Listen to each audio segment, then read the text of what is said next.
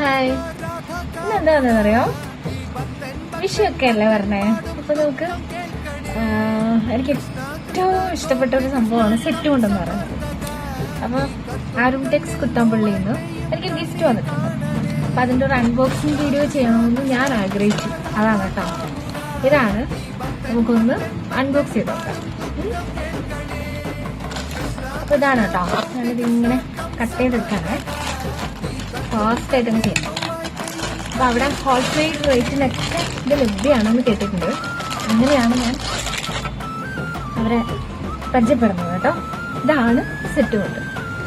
അപ്പം എങ്ങനെയുണ്ട് കാണാൻ? നമുക്കൊന്ന് വെറുതെ ചുമ്മാ നോക്കാം. ടിഷ്യൂലാണിത്. ഇതിന്റെ കരയൊക്കെ പറഞ്ഞത് എനിക്ക് ഇഷ്ടാട്ടോ. ഈ ഗ്രീനും